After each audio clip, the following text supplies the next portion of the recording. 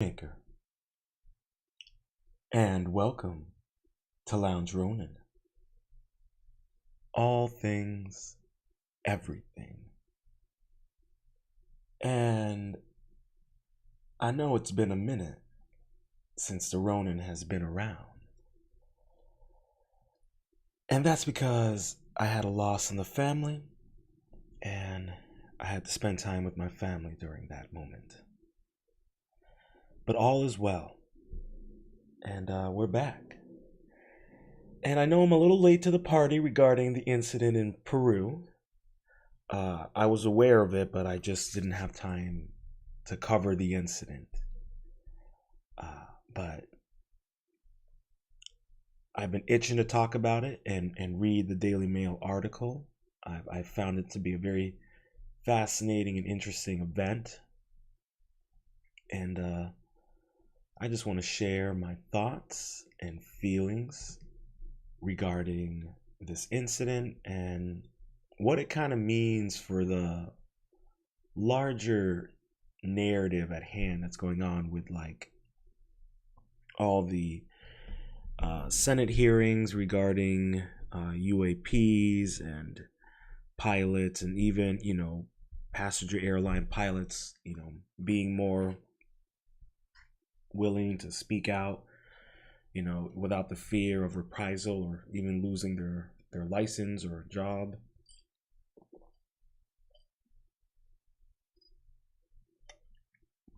And I think that with this incident that happened, it further kind of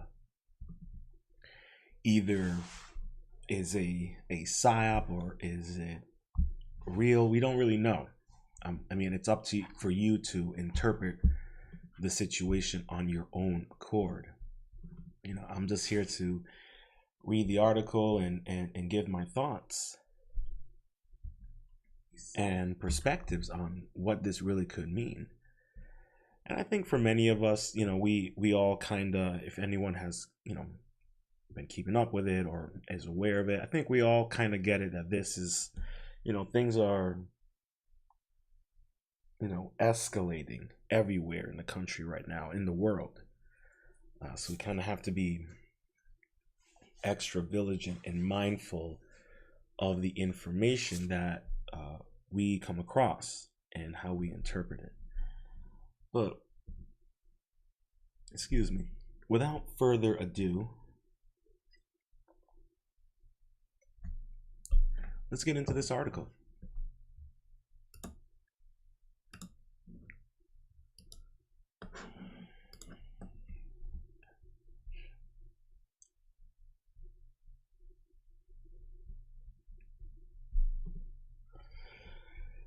Alrighty. Terrified Peruvian villagers claim they are under attack from 7-foot tall aliens, dubbed face peelers, as they plead with authorities to send backup. Terrified villagers in a rural Peruvian district have claimed they have come under attack by 7-foot tall aliens they have dubbed Los Palercas, or the face peelers.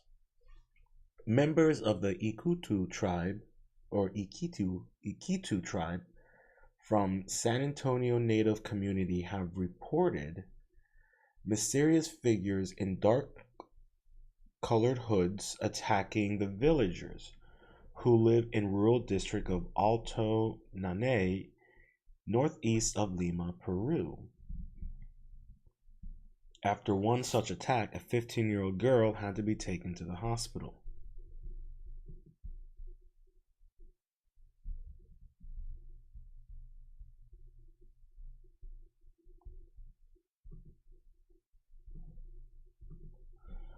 Sorry about that.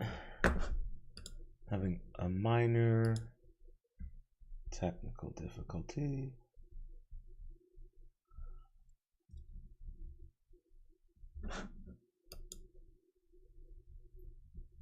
Okay, that's so weird. Give me a second. Oh, here we go.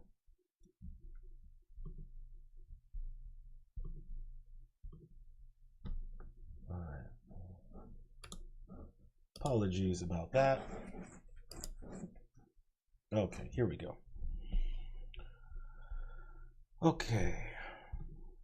According to the community leader, Jario Ritigual Davil, sorry if I apologize on the name, the teenager narrowly escaped, but as a result of the struggle, they cut part of her neck.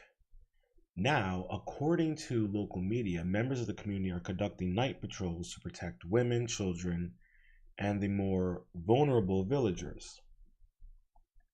And we have called on the authorities to send in the military. Here we have a photo of terrified villagers in rural Peruvian district have claimed they have come under attack by 7-foot-tall aliens. Pictured a man with bandage around his head who was supposedly attacked is held by 2 other villagers. And then here we have a video of Peruvian military arriving. Some community members said they can't sleep because they are in fear. Locals describe the extraterrestrials as having large heads and yellowish eyes, and said the mysterious figures are immune to their hunting weapons. They claim they have attacked them every night for nearly a month since July 11th. Lotina Noticias, a Peruvian news outlet, quoted Davila as saying he had come face to face with one of the so-called aliens. We have met almost face to face. His face is hardly visible. I have seen his whole body floating at a height of 1 meter, he said, suggesting the being was hovering. The group have now requested military presence from the authorities. However, it reportedly takes a 10-hour river trip to reach the community from Quitos City. We need support for our community. The children do not sleep and the mothers stay up all night. They appear to be armored. One shot of them twice and he wasn't injured. He rose and disappeared. You know, what's interesting about this event that's taking place currently in, I should say has been taking place in Peru. You know, you do hear of similar stories. You know, it reminds me of an episode of Sam Tripoli, where this guy nearly got sacrificed in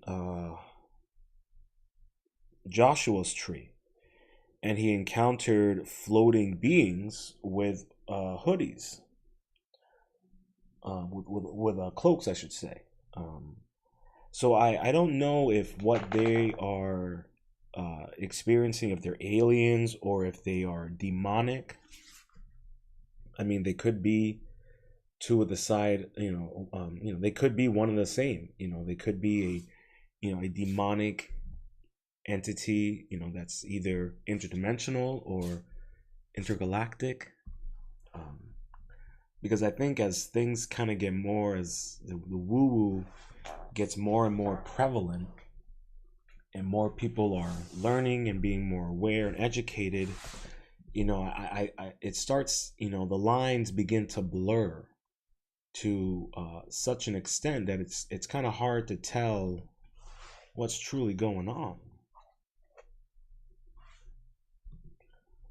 Now that's just my personal take on it, that what we are witnessing in many ways, I feel is a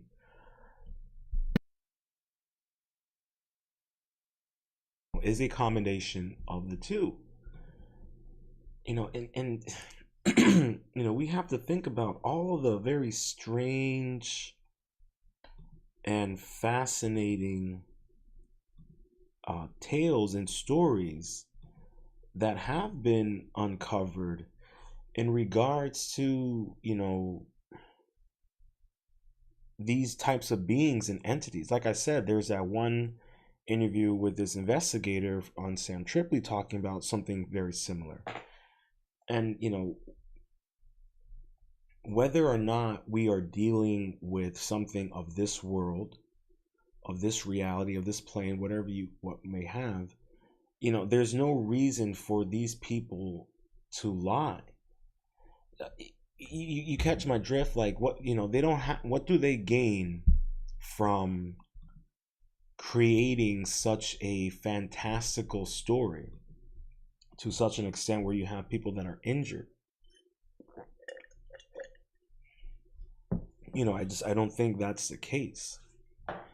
um I've heard of, of stories with people talking about how the military will have areas, designated as like hunting grounds for these types of entities and beings.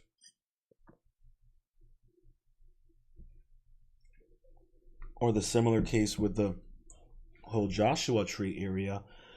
um there is a guy who learned that the the border patrol and people, they would bus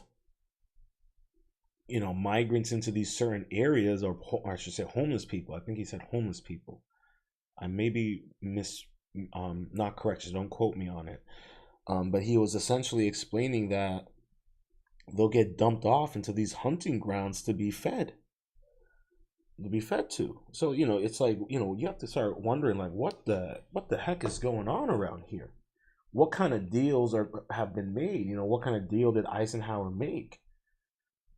You really got to start kind of questioning what's really going on when these kind of stories are happening, and you have people out there who are being genuine. I don't these Like I said, these people don't have a reason to lie. They don't have a reason to make this up. um, so I think that's something that we kind of have to take into consideration. And whether or not they're aliens or not, I'm not here to say that. All I'm saying is that we have to be mindful that these people do not have a reason to go out of their way to tell such a fantastical story. That's all I'm trying to say. I'm not even saying whether or not they're telling the truth. I'm just saying they don't have a reason to lie. It just is. I don't know what it would benefit in their favor, unless they're trying to get, some type of aid from the government. I mean, it doesn't really seem like that's the case, but, we'll continue to see what else, we'll learn from the article.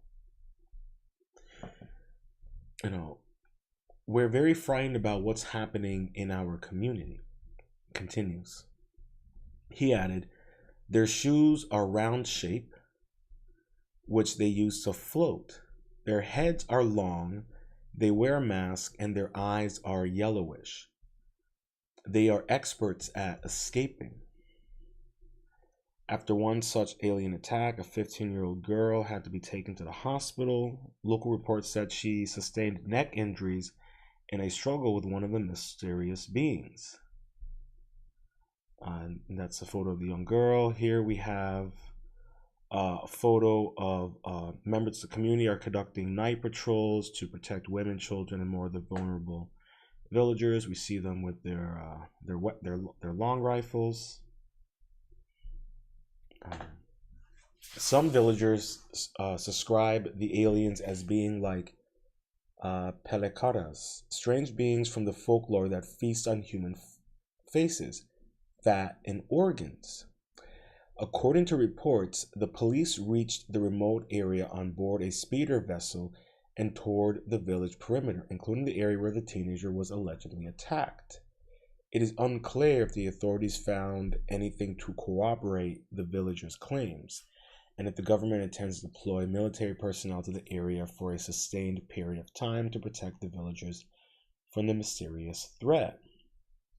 According to a 2017 national census, there are around 1,350 people who identify as being part of the Iquitu community. So, they're saying that the villagers, some of the villagers describe them as being strange beings from the folklore that feast on human faces and fat and organs. So that, so then there you have another thing to take into consideration. I love this saying from Star Wars. There's always a bit of truth in legends. So, what I'm presenting here is like, um, is this folklore based on incidents that have happened in that area in the past, and that it's a something that's reoccurring again? So, or it was a folklore to scare and to send a message to the community, but now you have these entities that are masquerading as said folklore. That's something that we also kind of have to take. I think what's really interesting about a lot of these folklore and a lot about these stories is the psychological game and manipulation that's being played onto people.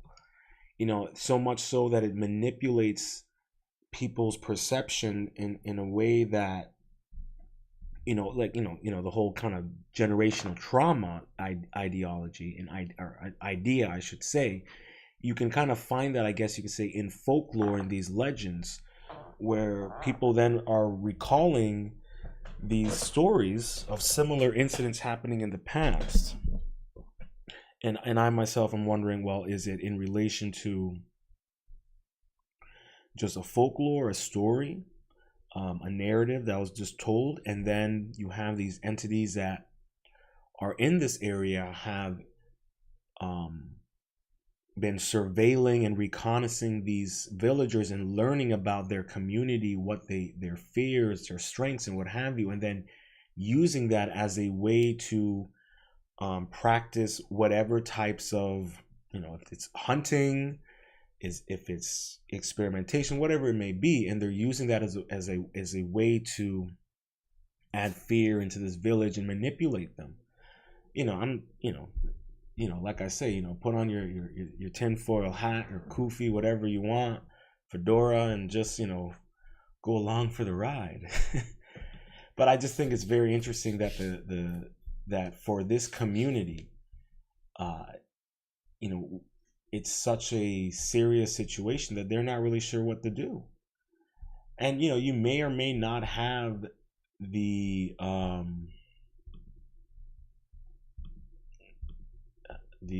Peruvian government really do anything. I mean, what can they necessarily do?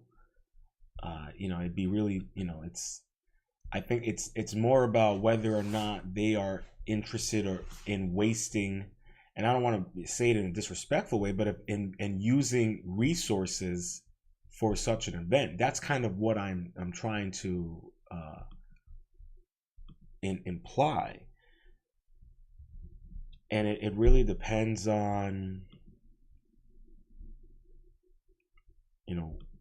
if there's any more information that kind of comes out regarding this incident.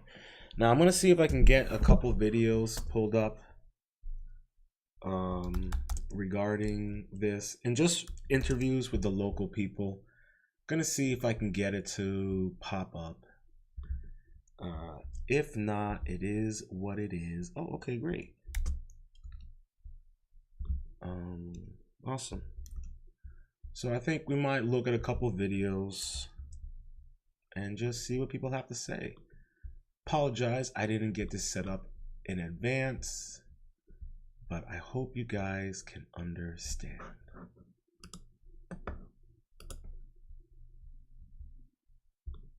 Alrighty. So let's see what they have to say.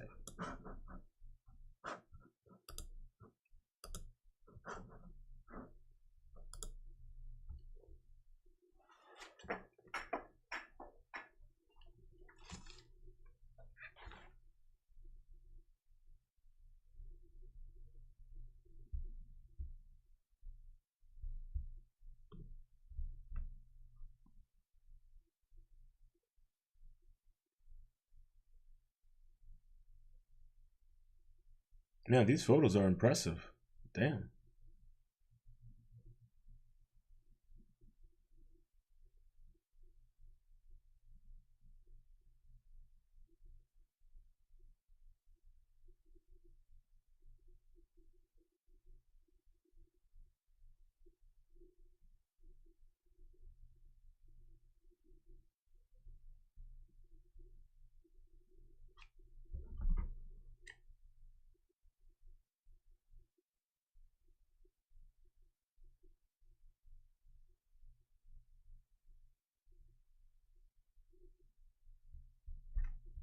Man, that's interesting. So there's one incident. We got some interviews there and just people kind of talking about what was happening.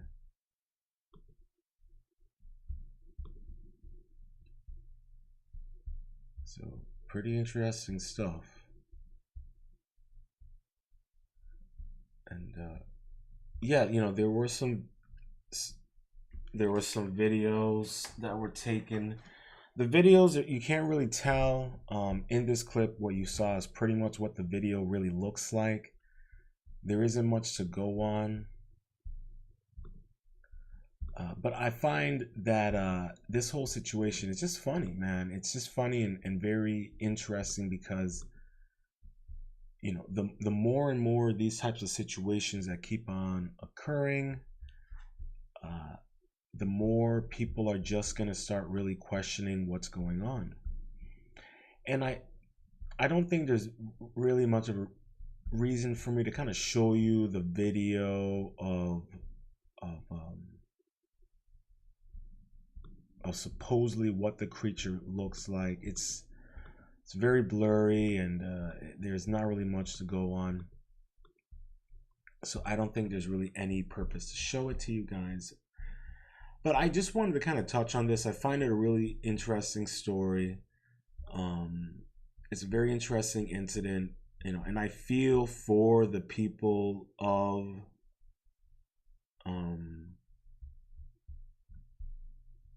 Peru, and especially in that village. It's unfortunate that these people are dealing with it. And what I also really feel for is the fact that a lot of us out here, how many of these weird incidents are happening, and many people in those small villages are too afraid to say anything, for whatever reason. And I think that we're gonna hear more stories and incidents of these as things kind of keep on heating up. We got a lot of narratives, and we got a lot of games going on, and what I mean by games is a lot of distractions. And this could have been a minor distraction at that time to distract us from something else that may have been going on in Peru that could have been very crucial for us to be aware of. But this is just a very interesting situation, and I think people out there, we should really just take these incidents as a cautionary tale and be mindful of what is going on out there. Because if these people themselves are recollecting to stories of similar creatures, I mean, unless it's you have I know some people thought, or maybe it's loggers trying to scare the people, but that's, I guess that's entirely possible. But I don't know too much about that area, if that's really an issue for that community. But I know some people have brought that up, and I don't know. I would say this is a very extreme measures to go into trying to scare these people off of land. But I mean, we know that our own U.S. government has done far worse to scare people off their native lands, or manipulate them off their native lands. And it's unfortunate that this situation is going on. It's weird. It's a very weird situation. But I personally, I just wanted to touch on it really light. I'll be honest with you, I got back this morning from seeing my family and all that. And I already made the thumbnail before I left, and I was like, bro, I need to use it. And I just want to touch on it a little bit. I think it's a cute little interesting story. If hopefully we might get more information if more stuff comes out regarding this incident. But other than that, I mean, I would say look for any patterns. If anything like this happens similarly in South America and Central America and other countries or other regions of Peru, you know, keep an eye out for any similarities in what the eyewitnesses describe. And if we see some similarities and consistencies, then we can be like, okay, there might actually be something here. But again, like I said, whether or not these are aliens, I don't know. But I also know that these people really wouldn't have a reason to lie. I don't know what the benefit would be. So I think that's just something for us to keep in mind in terms of this story and any new developments that come out. I know this happened like a week ago, I should say, maybe a week and a half ago. But yeah, if there's any new developments to this story, I will let you guys know. But yeah, I think that's pretty much it on this story. I'll use the second half of this just to give you guys a little update, let you know what things are going to be doing. I'll be doing another live stream tomorrow afternoon, early afternoon, around 12:30. That's going to be a very long live stream. We're going to be covering some Hindu texts and math and quantum physics. It's going to be a fun one. I've been holding on to that one for a minute. Yeah, so I'm going to be live streaming regularly for the next couple of weeks. I'll try to be doing it around 12:30, around that time in early afternoon. And you might catch me in the evenings as well, around 8 o'clock, 8:30 as well. I do have some other articles and things to cover. Got thumbnails finished for them. Just got to get it all together and put it out. Going to be working on some other back end things. I got to work on scripts for the Monday Mindset podcast. If you guys out there who enjoy Lounge Ronin, if you are looking for a podcast series that helps with mindfulness and being the best version of yourself by being better than yesterday, I highly recommend you check out my podcast series, The Monday Mindset. And if you're looking for something a little more mindful, but a bit raunchier and a bit more deeper, and well, I shouldn't say deeper, but a little more raunchy and a little more free-spirited, check out the Monday Mindset Rants. I still cover mindfulness, but a little more free-spirited and a little more open-minded with what I want to say. But Lounge Ronin is going to keep on going. Like I said, tomorrow is going to be a long one. I hope you guys can tune in for it. Like I said, we'll be covering Hindu texts and quantum mechanics and see what all that fun jazz is. What else are we going to be talking about in the coming weeks? Some Edgar Casey. We're going to be covering some Edgar Casey. You guys know I love my Giants, so I'll be covering some more articles on Giants.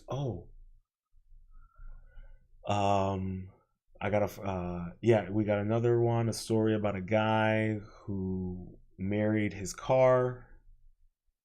That's a very interesting story. We'll be covering that as well. Got that thumbnail ready to go as well. Maybe I might do that one tomorrow evening or Thursday. We'll see. You'll know when the thumbnail comes out. So yeah, we got some good stuff planned since I came back from my trip, and gonna be hustling and bustling a lot more. So you'll see me being a lot more consistent. And honestly, please, if there's anything that you are interested in me talking about or have any thoughts, please share them in the comment section. I know we got some people viewing in. If you would so kindly hit that like button, make sure to subscribe as well if you're new to the channel. It would be greatly appreciated. Helps the channel get out there, helps the channel grow, and it helps me put out more content and better content for you guys, because I value your opinions, I value your support, and I love doing this. So please hit that like button. But that's pretty much it we got. It's going to be interesting to see what kind of things are going to come up in the coming weeks. This fall is looking like it's going to be pretty wild. So I hope everyone stays vigilant and stays mindful and focus on what you can control amongst the chaos. I hope you enjoyed this episode of Lounge Ronin. Please make sure to hit that like button. And if you're new to the channel, make sure to subscribe and ring that notification bell. And until next time, stay positive, stay focused, stay true,